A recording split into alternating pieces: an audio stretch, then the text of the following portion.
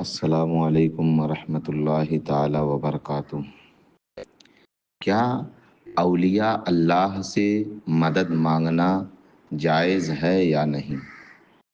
اولیاء اللہ اور انبیاء کرام سے مدد مانگنا جائز ہے، جبکہ اس کا عقیدہ یہ ہو کہ حقیقی امداد تو رب تعالی ہی کی ہے، یہ حضرات اس کے مظہر ہیں، اور مسلمان کا یہی عقیدہ ہوتا ہے۔ کوئی جاہل بھی کسی ولی کو خدا نہیں سمجھتا ہے، اور انبیاء اولیاء انبیاء کرام یہ عطائی طور پر کسی کو عطا کرتے ہیں۔ اللہ عطا کرتا ہے تو ذاتی اعتبار سے عطا کرتا ہے، اور اولیاء انبیاء کرام عطا کرتے ہیں تو عطائی اعتبار سے عطا کرتے ہیں۔ اب آئیے قرآن پاک سے اس کا ثبوت، غیر اللہ سے مدد مانگنے کا ثبوت قرآنی آیات۔ اللہ ارشاد فرماتا ہے وَدَعُوا شُهَدَاءَكُم مِّن دُونِ اللَّهِ إِن كُنتُمْ صَادِقِينَ۔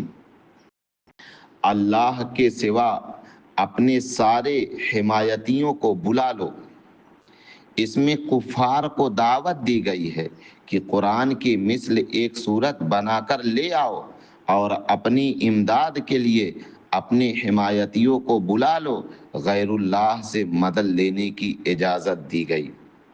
جب ان لوگوں نے کہا کہ ایسا تو یعنی قرآن کے مثل ہم بھی تو بنا لیں گے، تب اللہ نے انہیں چیلنج دیا کہ اگر تمہارے اندر ہمت ہے، طاقت ہے، قوت ہے، تو تمام تمہارے جتنے بھی معبودان باطلہ ہیں یا اس کے علاوہ جتنے بھی تمہارے حمایتی ہیں، سارے حمایتیوں کو بلا لاؤ۔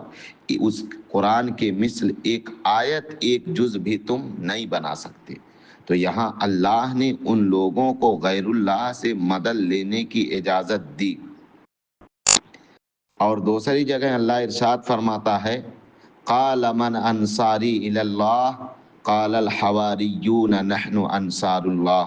کہا مسیح نے، کون ہے جو مدد کرے میری طرف اللہ کے دین میں؟ کہا حواریوں نے، ہم مدد کریں گے اللہ کے دین کی۔ اس میں فرمایا گیا کہ حضرت عیسیٰ علیہ السلام نے اپنے حواریوں سے خطاب کر کے فرمایا کہ میرا مددگار کون ہے؟ حضرت مسیح نے غیر اللہ سے مدد طلب کی۔ دوسری جگہ اللہ ارشاد فرماتا ہے وَتَعَاوَنُوا عَلَى الْبِرِّ وَالتَّقْوَىٰ وَلَا تَعَاوَنُوا عَلَى الْإِثْمِ وَالْعُدْوَانِ۔ مدد کرو ایک دوسرے کی نیکی پر اور تقوی پر، اور نہ مدد کرو ایک دوسرے کی گناہ اور زیادتی کرنے میں۔ اس آیت میں ایک دوسرے کی مدد کرنے کا حکم دیا گیا۔ اور دوسری جگہ اللہ ارشاد فرماتا ہے ان تنصروا اللہ ینصرکم۔ اگر مدد کرو گے تم اللہ کے دین کی، مدد کرے گا وہ تمہاری۔ یعنی تم اگر اللہ کے دین کے مددگار بن جاؤ گے تو اللہ تمہاری مدد کرے گا۔ اس میں خود رب تعالیٰ نے، جو کہ غنی ہے، بے نیاز ہے، اپنے بندوں سے مدد طلب فرمائی۔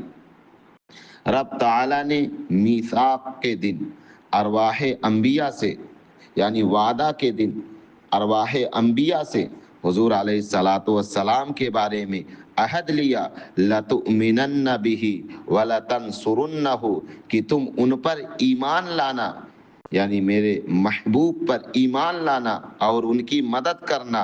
معلوم ہوا کہ اللہ کے بندوں کی مدد کا میثاق کے دن سے حکم ہے۔ دوسری جگہ اللہ ارشاد فرماتا ہے وَاسْتَعِینُوا بِالصَّبْرِ وَالصَّلَاةِ، مدد طلب کرو نماز اور صبر سے۔ یعنی اس میں اللہ ارشاد فرمایا مدد طلب کرو صبر سے اور نماز سے۔ اس آیت میں مسلمانوں کو حکم دیا گیا کہ نماز اور صبر سے مدد حاصل کرو، اور نماز و صبر بھی غیر اللہ ہیں۔ اللہ ارشاد فرماتا ہے وَأَعِینُونِی بِقُوَّةٍ مدد کرو میرے ساتھ قوت کے، یعنی قوت کے ساتھ میری مدد کرو۔ اس سے معلوم ہوا کہ حضرت ذوالقرنین نے دیوار آہنی بناتے وقت لوگوں سے مدد طلب فرمائی۔ رب تعالیٰ فرماتا ہے ایدک بنصرہ وبالمؤمنین، اے نبی رب نے آپ کو اپنی مدد اور مسلمانوں کے ذریعہ قوت بخشی۔ اللہ ارشاد فرماتا ہے یا ایہا النبی حسبک اللہ ومن اتبعک من المؤمنین، اے نبی آپ کو اللہ اور آپ کے مطیع مسلمان کافی ہیں۔ رب تعالیٰ دوسری جگہ ارشاد فرماتا ہے فإن اللہ هو مولاه وجبریل وصالح المؤمنین والملائکۃ بعد ذلک ظہیر، یعنی رسول کے مددگار اللہ اور جبرائیل اور متقی مسلمان ہیں، بعد میں فرشتے ان کے مددگار ہیں۔ فرماتا ہے اللہ، ارشاد فرماتا ہے انما ولیکم اللہ ورسولہ والذین آمنوا الذین یقیمون الصلاة ویؤتون الزکاة وہم راکعون، یعنی اے مسلمانوں تمہارا مددگار اللہ اور رسول اور وہ مسلمان ہیں جو زکوٰۃ دیتے ہیں، نماز پڑھتے ہیں۔ اللہ ارشاد فرماتا ہے والمؤمنون والمؤمنات بعضهم اولیاء بعض، دوسری جگہ ارشاد فرماتا ہے نحن اولیاؤکم فی الحیات الدنیا وفی الآخرہ، معلوم ہوا کہ رب تمہارا بھی مددگار اور مسلمان بھی آپس میں ایک دوسرے کے مددگار، مگر رب تعالیٰ بالذات مددگار، اور یہ بالعرض یعنی عطائی اعتبار سے واسطہ کے ذریعے دوسرے لوگ مددگار ہیں۔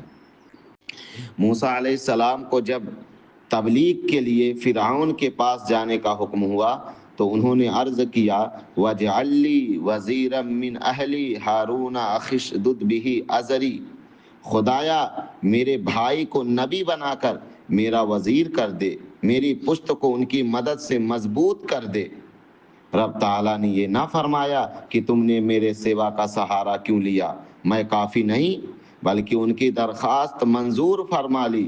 معلوم ہوا کہ بندوں کا سہارا بننا سنت انبیاء ہے، ورنہ حضرت موسیٰ سے اللہ تبارک و تعالیٰ ارشاد فرماتا یعنی میرے پاس اتنی طاقت اور قوت ہے، اور اس طاقت قوت کے باوجود تم دوسرے کے لیے دوسرے سے مدد مانگ رہے ہو، اللہ فوراً منع کر دیتا، لیکن اللہ نے حضرت موسیٰ کی درخواست کو قبول کیا اور ان کے بھائی کو نبوت عطا کی۔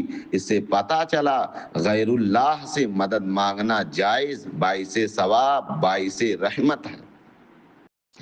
دوسری جگہ حدیث پاک میں آتا ہے ربیعہ ابن کعب اسلمی سے بروایت مسلم، حضور علیہ السلام نے مجھ سے فرمایا سل فقلت اسألک مرافقتک فی الجنہ، قال اب غیر ذالک، قلت ہوا ذالک، قال فإنی علی نفسک بکثرت السجود، کچھ مانگ لو۔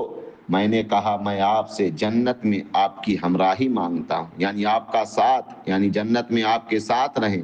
فرمایا کچھ اور مانگنا ہے؟ میں نے کہا صرف یہی۔ فرمایا اپنے نفس پر زیادہ نوافل سے میری مدد کرو۔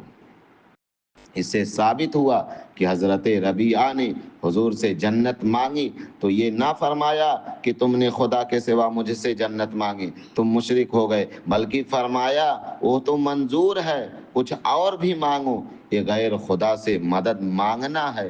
پھر لطف یہ ہے کہ حضور علیہ السلام بھی مدد فرماتے ہیں، اعنی، اے ربیعہ تم بھی اس کام میں میری اتنی مدد کرو کہ زیادہ نوافل پڑھا کرو۔ یہ بھی غیر اللہ سے مدد، یہ بھی غیر اللہ سے طلب مدد ہے۔ اسی حدیث پاک کے ماتحت عشیۃ اللمعات میں ہے فَإِنَّ مِن جُودِكَ الدُّنْيَا وَذَرَّتَهَا وَمِنْ عُلُومِكَ عِلْمَ اللَّوْحِ وَالْقَلَمِ۔